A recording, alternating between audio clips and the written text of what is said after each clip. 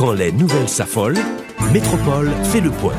Le point tous les matins, à 8h, simultanément sur Radio et Télémétropole. Le point est une courtoisie de MSC+, MSC Trading et Maché Titoni. Mesdames, Messieurs, bonjour. Merci de nous rejoindre sur Métropole à l'heure de la rubrique Le Point. Ce matin, nous allons parler d'une grande activité, une activité qui sera une grande première dans la construction en Haïti. Il s'agit de Matcon. Cette activité se déroulera du 10 au 12 juillet, demain donc ça commence. Et pour en parler, nous avons l'un des représentants de la AmCham en Haïti, Monsieur Daniel Jadot. Bonjour et bienvenue sur Métropole. Bonjour Georges-Alain et bonjour à tous les téléauditeurs de Radio Métropole. Et je suis heureux et je vous remercie de l'opportunité de nous avoir invités pour présenter Matcon. J'ai bien présenté Matcon en disant que c'est une grande activité. Effectivement. Et Matcon, c'est une grande première en Haïti. Elle est organisée par l'AmCham. L'AmCham, c'est la Chambre de commerce américaine en Haïti, qui fête cette année 35 années d'existence. Donc, Matcon, c'est une foire de la construction. Et c'est une grande première parce que nous n'avons jamais eu dans ce pays une activité qui regroupe tous les intervenants du secteur de la construction sous un seul toit. Donc, c'est à partir de demain matin, à partir de 10h à 6h et samedi de 8h à 6h. Et dimanche, évidemment, 8h jusqu'à 3h de l'après-midi. Matcon, pour qui ça? Non, ça... Ben, Matcon, c'est... Concept, ça. Concept, là. D'accord. Matcon, c'est une fois, j'aime dire là, une fois pour tout le monde qui est dans la construction et tout le monde qui participe dans le secteur de construction. Pour ingénieurs, architectes, ouvriers qualifiés, maçons, ferronniers, tout le monde qui est dans le secteur. Évidemment aussi, tout est étudiants d'école professionnelle, étudiants d'ingénierie, d'architecture, commerçants qui sont dans le secteur de construction, tout le monde, et évidemment, et les clients qui sont les gens qui ont construit cailloux, les gens qui ont un gros projet, petit projet, et bien, tout le monde, c'est eux que nous avons visé pour venir dans la foire, pour venir regarder. Et puis aussi, ça qui est plus important, c'est que foire, que moi-même, ils sont carrefour rencontre. Et il permet tout le monde apprendre à connaître qui ça a fait. Et son opportunité de mise en réseau de tous les intervenants du secteur de la construction. On dit apprendre à connaître qui ça a fait. Qu'est-ce que cela veut dire? Je dis apprendre parce que nous vivons trop souvent au personnel. C'est-à-dire que chaque monde occupé à faire par eux, et puis dans la mesure que vous avez un petit contrat. Et puis ils prétendent que pas de problème. Mais dans la réalité, c'est que il y a un problème. Et le secteur de construction est complètement désorganisé, il est sous-représenté au niveau du pays. Donc, et les institutions en général sont faibles. Donc nous, au niveau de l'AmCham, nous avons pensé que c'était une opportunité précisément de créer cette plateforme, le carrefour rencontre, parce que semaine c'est la plateforme, tout le monde pense que c'est politique n'a fait. Yeah. Et nous inviter plusieurs autres institutions qui fait partie de chaîne de valeur.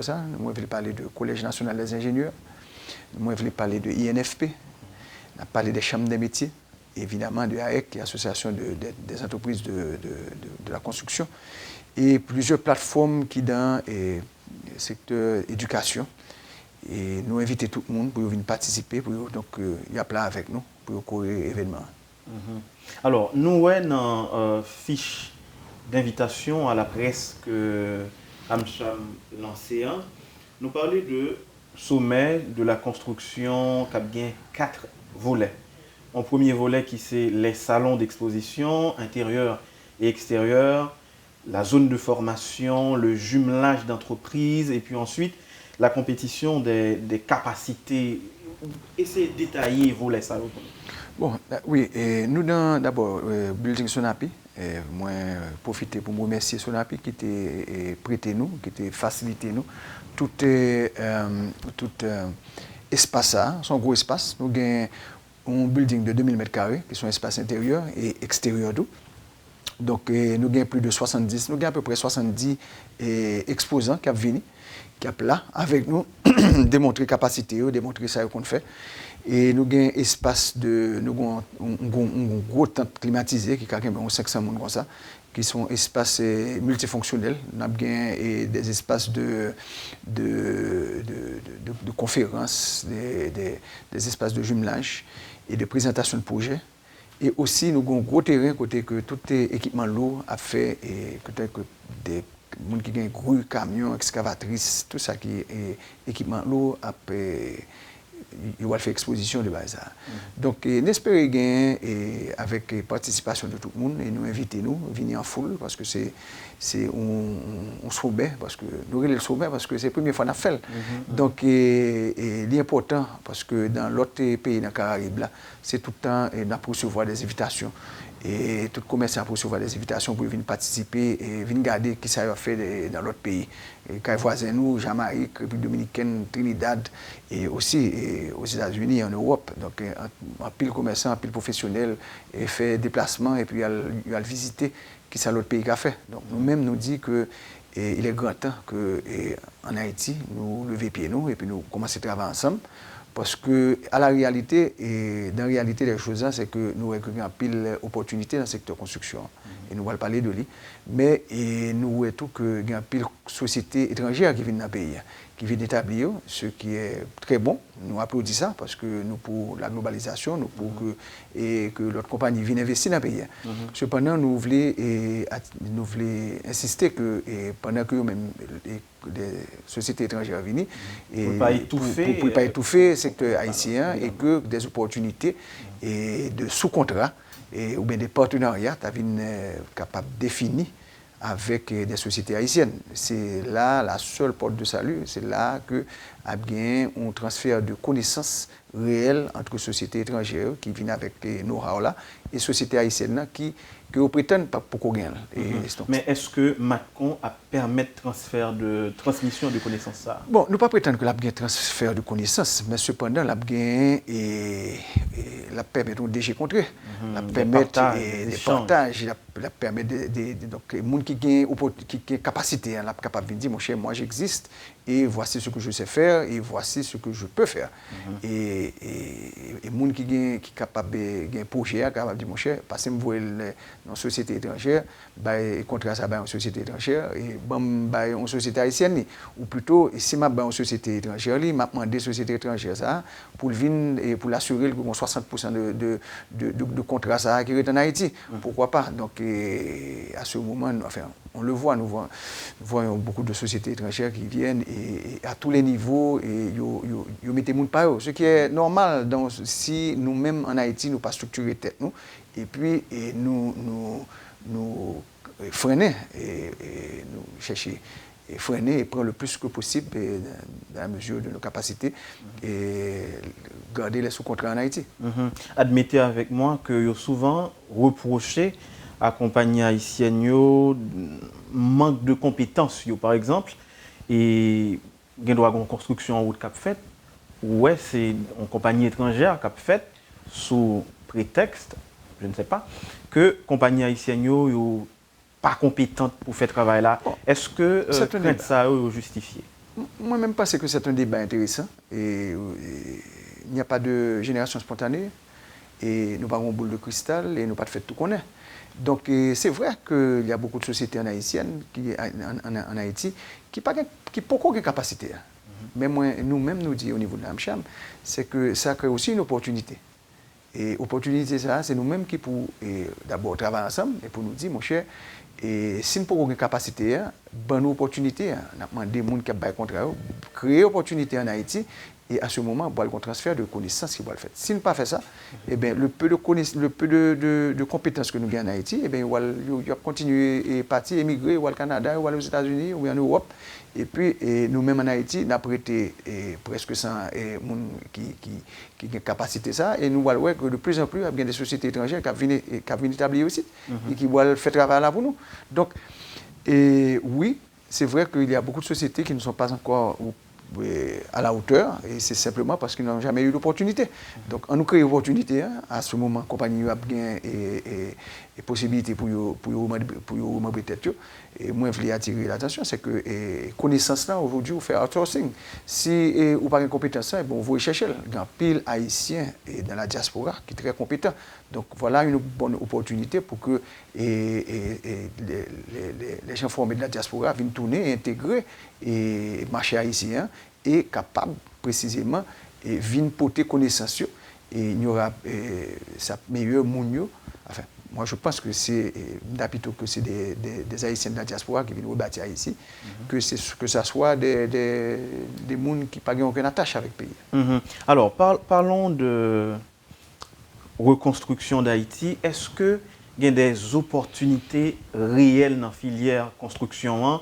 Et est-ce que l'opportunité ça a doublé, triplé ou multiplié même, je dirais, après le tremblement de terre? Bon, évidemment, après le tremblement de terre, là, je ne te connais, et malheureusement, tu as rempli le bail qui est écrasé. Dans malheur, ça il y a des opportunités. Tout. Bon, ceci vient greffer aussi avec déficit, par exemple, je veux parler du déficit de logement, par exemple.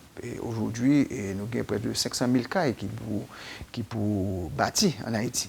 Ça a déjà son gros opportunité. C'est-à-dire son projet de 10 ans. On parle de 50 000 maisons. Ça prend un pile job en Haïti. C'est ça nous besoin, un pile job. Moi, je veux attirer l'attention, c'est que le secteur construction aujourd'hui est créé entre 175 000 et 200 000 emplois en Haïti. Donc, ce sont des emplois qui, malheureusement, pas forcément les mieux rémunérés ou bien les mieux structurés et qui donc pas forcément viables. Ouvriers n'ont pas gagné des contrats. Donc, ça, c'est son problème lié tout. Donc, mais les opportunités sont claires. Ça, c'est dans le secteur housing, maison. Et on a parlé de tout ce qui est infrastructure, port, aéroport. Enfin, son pays qui pour bâtir, ou plutôt qui bâtit. Parce que nous beaucoup un pile barrage qui beaucoup j'aime des opportunités pour nous faire. Donc les opportunités sont claires.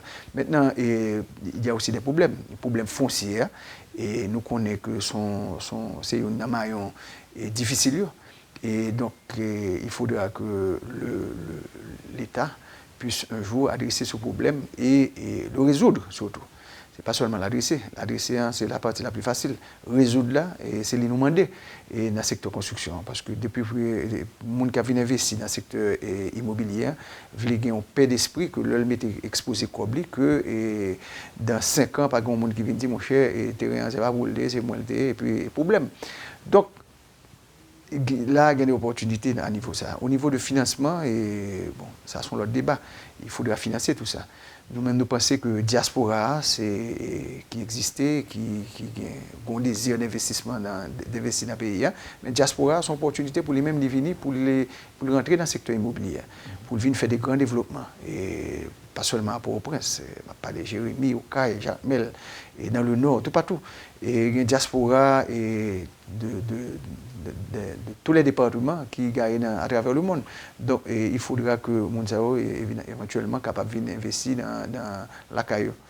Donc, là aussi, il y a des opportunités. Alors, tout à l'heure, en coulisses, moi-même avant, nous avons parlé de Olympiade des métiers. C'est un projet de la AMCHAM. Qui ça signifie? Oui, ça lié l'Olympiade. L'on fin fait et là nous te dit c'est un bail très inclusif que nous devons faire. Nous voulons tout le monde sentir que yo parti pour notre tout le monde qui parti pour notre nous voulons que joindre un bagage là-dedans.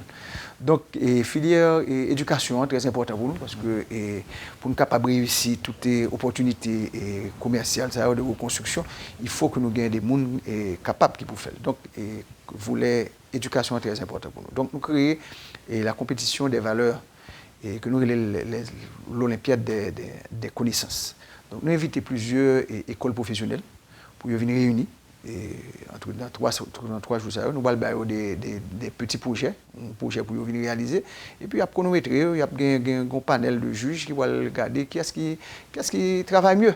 Donc ceci va un prix décerné on va gagner des prix pour motiver l'école et c'est pas forcément un prix avec une valeur excessive, c'est surtout la reconnaissance et aussi nous voulons lancer un message pour étudiants c'est que Et il y a des gens qui pensent différemment, il y a un secteur privé, parce que nous faisons partie du secteur privé. Nous voulons des bails différents, nous voyons que parfois, j'en paye en et, j'en paye en bois. Il y a des bails qui fait que nous-mêmes, nous avons souhaité des bails différents et différemment. Donc, nous décidons d'investir tête nous dans mettre main à la patte dans là, et puis pour nous capable changer le pays, ça vrai, parce qu'il y a des opportunités. Si ce n'est pas nous qui rentrons pour changer le pays, bon, et je ne pas souhaiter que c'est étranger qui nous fait pour nous. Donc, voilà. Donc, l'Olympiade, c'est aussi une grande première. Et inviter tout le monde pour venir regarder, venir supporter le mouvement, parce que, je me dis, c'est un café rencontre, c'est un bagage qui est très important pour tout Haïtien, tout le monde qui est dans le secteur construction, pour courir le mouvement. Parce que si nous ne pas fait, eh bien, j'aime dire, peut-être que fois ça, c'est des sociétés étrangères qui viennent faire pour nous. Donc, alors, foire là, c'est demain, 10 jusqu'au 12 juillet. Une dernière question. À qui ça attend-nous? Bon, succès foire là, c'est nous-mêmes nous investissons en pile temps, nous en pile copto, et nous parions pour recevoir le monde. Donc, non idée en pile comme ça. Bon, là, je ne vais pas rentrer dans les détails, c'est que, mais on n'a pas. Non, même approximativement. On n'a pas, parce qu'on n'a pas un budget final, là, okay. Mais on n'a pas, nous pas réfléchi trop dans mettre les voies et moyens pour que ça ait son succès. Donc ça, je suis capable de dire, parce que je n'ai pas de détails, ce n'est pas moi qui fais le budget, mais les voies et moyens ont été là. On les a exposés pour que nous soyons capables d'avoir un produit de qualité. Et ceci, il y a à peu près à peu près 15 jours, nous avons fait la première activité dans la célébration des 35 années. Nous avons invité des membres de la diaspora et de la communauté internationale, des amis d'Haïti, de tout l'hémisphère au niveau de l'AMCHAM. Nous avons 350 personnes qui étaient là. Et ça nous mettait un bon budget là dans le tout. Et puis, on a fait ça. Donc, nous, pour 35e année, on a travaillé, on a démontré que nous-mêmes en Haïti, nous décidons pour nous entreprendre et pour nous gagner un pays différent. C'est dans Sonapi et c'est au niveau de la Sonapi. Partenaires également. Moi, je voulais remercier tous les sponsors, parce que si nous n'avons pas de sponsors, nous ne pouvons pas faire ça. Donc, permettez-moi. Il y a la MATPA, qui est manufacture de peinture nationale, qui a célébré 60e année. Donc, ils viennent très faire avec nous là. Le groupe Jean Vob, nous avons CEMEX, ETRAC, Internégos, MSC, Assiri d'Haïti et Haïti, dans le secteur assurance là. Monsieur Assurance comprend le mouvement ça et il a pu travailler avec nous. Et Automica, cabinet Sales, même monsieur qui est dans la compagnie qui est dans le secteur de droit, donc des avocats, c'est cabinet Sales, compagnie d'assurance Haïti, CH, Sina, CK Hardware, Industrie AK, Panexus, Star Building, Topline. Nous avons évidemment, et je voulais remercier, nous avons 4 compagnies qui étaient au début et rentrées dans le mouvement ça et ils ont pensé que c'était une très bonne idée. Et sans eux même pas une activité ça à Matcon. Et je veux remercier particulièrement la Boucar Pest Control, la Ceramex, la Maison Féquière et Maison François Murat Excellent. Sans eux-mêmes, pas de Matcon aujourd'hui, évidemment, avec le support de un projet qui est levé. Et c'est un projet qui est financé par USAID. Ils ont été rencontrés au tout début avec nous. Ils ont pensé que l'idée, ça, c'était une très bonne idée. Et donc, ils ont venu faire un cheminement ça avec nous. Évidemment, nous avons deux autres sponsors qui sont importants, qui étaient arrivés en dernier. Nous avons Digicel, qui n'a pas manqué pour le supporter nous. Et puis, dans la Sogebel, c'est une filiale du groupe Sogebank, et qui est dans son banque de logement, qui comprend l'importance de cette foire. Donc, ils répondent présent avec nous. Donc, voilà, nous, évidemment, Industrie Accra, qui c'est l'autre groupe haïtien, qui est dans la fabrication de production nationale, qui était venu supporter nous. Donc, nous avons tout un groupe de sociétés, et j'espère ne pas oublier personne, et parce que ça peut arriver. Mais l'idée, c'est que son mouvement qui est très important, c'est une première fois, il y aura, pourquoi pas, et je veux le dire, sûrement des erreurs. Mais c'est en 2000, qui seront corrigés parce que c'est son activité que nous voulons récurrente. C'est en 2015 que nous allons commencer par 2016. Malheureusement, en 2014, nous n'avons aucune référence. Donc c'est en 2015 qu'on a fait première. Moi, je des supports tout le monde viennent participer parce que son événement qui part des Haïtiens pour des Haïtiens et ne pas exclure personne, mais nous voulons dire que son effort que nous avons fait pour nous supporter et pays en général un slogan Haiti is open for business, nous rentrons là-dedans. On leur dit Haiti, why not? Nous dit, bon, effectivement, et Haïti, pourquoi pas? Et nous voulons wash ça pour nous l'édifice là. Et voilà, merci Monsieur Jadot de l'AMCHAM. Radio et Télémétropole souhaite du succès à Matcon, qui est un salon sur la construction en Haïti.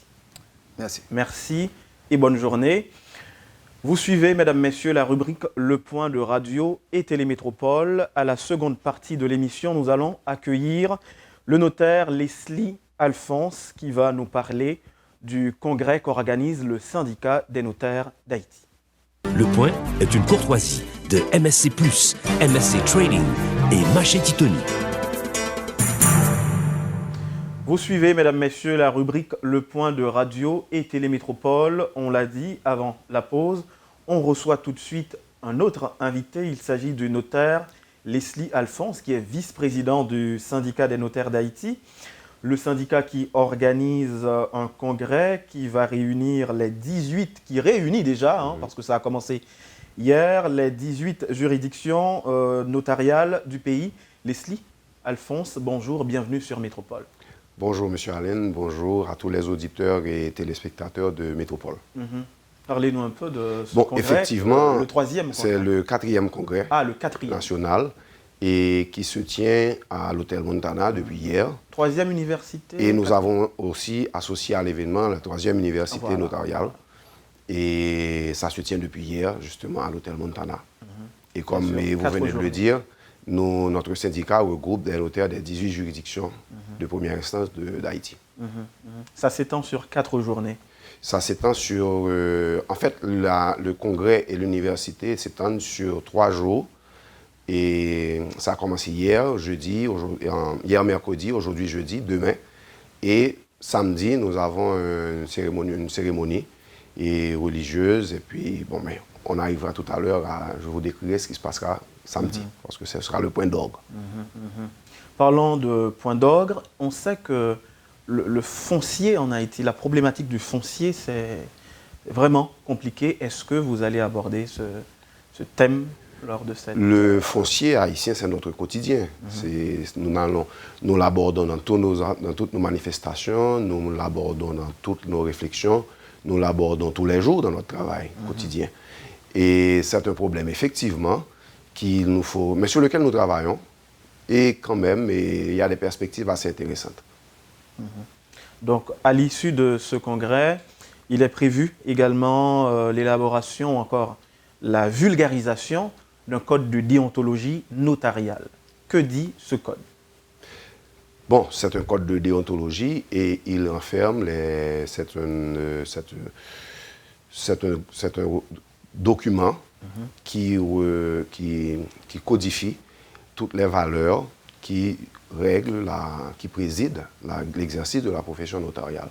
Parce que comme vous savez, il y a la loi sur le notariat, c'en est une chose, mais il y a les valeurs qui président le notariat, les valeurs du notariat, les vertus qu'il nous faut cultiver dans l'exercice de cette profession.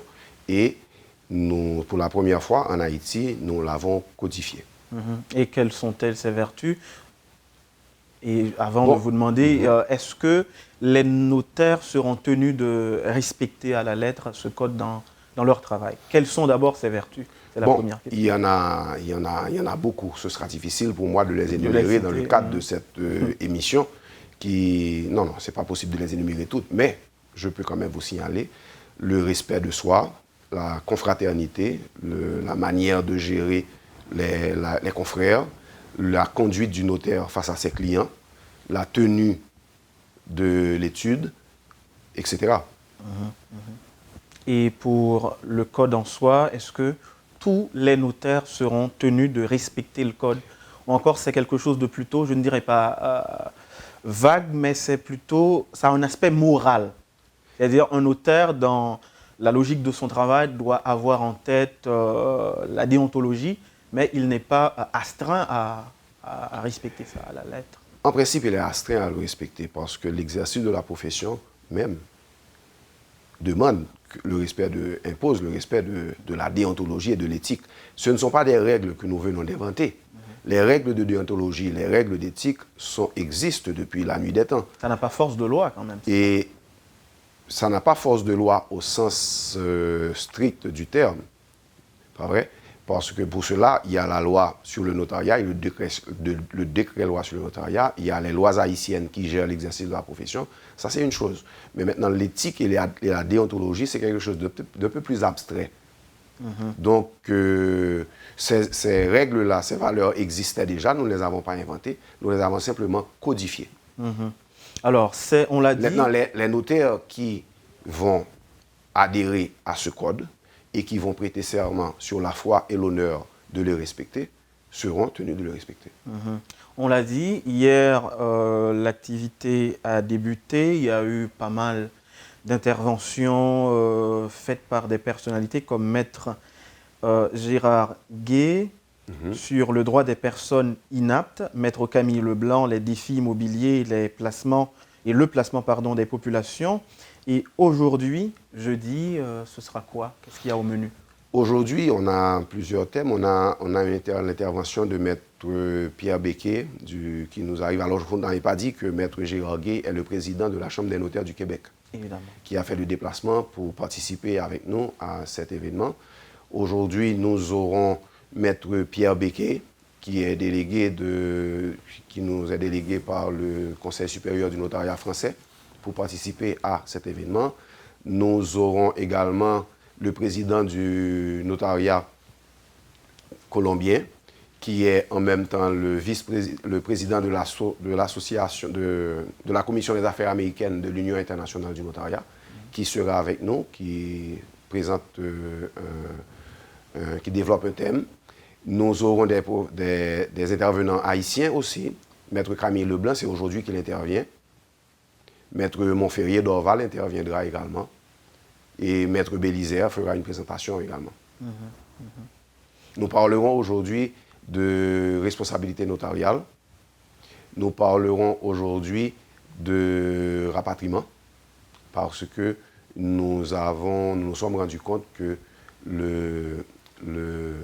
ce que nous vivons actuellement, cette menace de rapatriement massif de ressortissants haïtiens ou de descendants de ressortissants haïtiens de la République dominicaine ne sera pas sans effet sur la pratique du notariat, sur le foncier, sur la société haïtienne. Donc, nous avons entrepris de réfléchir à ce sujet avant même que nous soyons au pied du mur. Là, vous parlez de logement. Comment loger les ressortissants, les rapatriés? Non, le logement, c'est ce qu'il y a de plus évident. Mais il y a plus profond et plus difficile à gérer que ça. Et considérons simplement les droits successoraux. Considérons les droits successoraux. Ce sont des gens qui se sont expatriés depuis 3 ou 4 générations, qui vont revenir les mains vides. Et qui ont des biens... tout naturellement, vont se mettre à rechercher les biens qu'ils pourraient encore avoir sur le territoire haïtien. Et quelles seront leurs identités, quelles seront leurs nationalités, quels seront leurs statuts. Ce sont des sujets qui méritent réflexion. Récemment, il y avait un journaliste senior qui avait qui avait souhaité proposer, et dirais-je, que le barreau de Port-au-Prince, les avocats, même des notaires, se regroupent pour aider dans la perspective du rapatriement annoncé. Est-ce que c'est le cas pour le syndicat des notaires d'Haïti, comme vous abordez la question? Bon, Et à quel niveau vous comptez intervenir? Nous comptons intervenir dans nos études, parce que c'est là notre terrain de jeu. Nous allons intervenir dans nos études, mais ce que nous allons faire dans ces études, la prestation que nous allons donner, nous commençons à réfléchir à cette prestation-là, nous commençons à la planifier, parce que c'est quelque chose qui nous tombe, je ne dirais pas du ciel, mais quelque chose qui nous arrive et que notre société n'avait pas vu venir. Vous comptez remettre, après ces études, un document à l'État haïtien pour dire voilà comment aborder la question sur le plan notarial, par exemple? Bon, il est tout à fait certain que nous, après ces réflexions, après avoir entrevu la solution, que nous prendrons contact avec nos partenaires, et l'État haïtien est un des partenaires du notariat. D'ailleurs, nous exerçons notre profession à partir d'une délégation de pouvoir de l'État. Et nous envisagerons des contacts avec les autres corps de métier, les barreaux, enfin tous ceux qui sont concernés par la question, de manière que la société haïtienne, que nous participions à une réponse harmonieuse de la société haïtienne. Et à quel niveau l'État haïtien participe à ce congrès, pour revenir rapidement sur le congrès? Bon, l'État haïtien, nous sommes en contact avec l'État haïtien, il participe en général, et probablement samedi, à la cérémonie de samedi, il y aura des représentants de l'État haïtien à participer à cette cérémonie-là. Et je dois dire qu'en général, nous avons des contacts assez privilégiés, assez corrects avec nos autorités de tutelle, le ministère de la Justice, par exemple. À la fin du congrès, y aura-t-il, comme habituellement, la signature d'une déclaration ou quoi? Uniquement, vous allez jurer sur le code? Cette année, c'est le code. Okay. Cette année, c'est le code et il y aura une prestation de serment d'allégeance à ce code. Ce code sera par la suite distribué à travers les Oui, il sera mis à la disposition. Pas les écoles quand même, mais les écoles ne sont pas vraiment concernées. Les écoles de droit. Probablement les écoles de droit. Enfin, il sera disponible à tous ceux qui seront intéressés à en prendre connaissance. Et voilà, merci Maître Leslie Alphonse pour ces éclairages sur... C'est le 4e congrès, 3e université. Un mot sur la 3e université. Qu'est-ce que c'est en fait? Les universités notariales sont des espaces de formation ponctuelle et où des sujets techniques, et pas seulement techniques, mais aussi la doctrine notariale et des sujets de droit sont traités. Et c'est de la formation. Ce sont des séances de formation. Et vous comptez combien de participants pour cette année? Et bon, hier, nous en avions à peu près un peu plus d'une 50aine. Et en principe, aujourd'hui, parce que bon, hier, ça a coïncidé malheureusement avec l'ouverture de la campagne. Et vous savez que les notaires sont des notables dans leurs juridictions respectives. Donc, on a beaucoup de confrères qui nous ont annoncé leur arrivée pour aujourd'hui. D'accord. Merci et succès au syndicat des notaires d'Haïti pour ce 4e congrès. Merci. Vous avez suivi, mesdames, messieurs, la rubrique Le Point de Radio et Télé Métropole.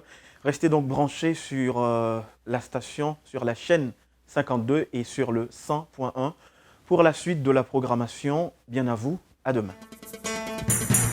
Quand les nouvelles s'affolent, Métropole fait le point. Le point tous les matins à 8h, simultanément sur Radio et Télé Métropole. Le point est une courtoisie de MSC+, MSC Trading et Maché Titoni.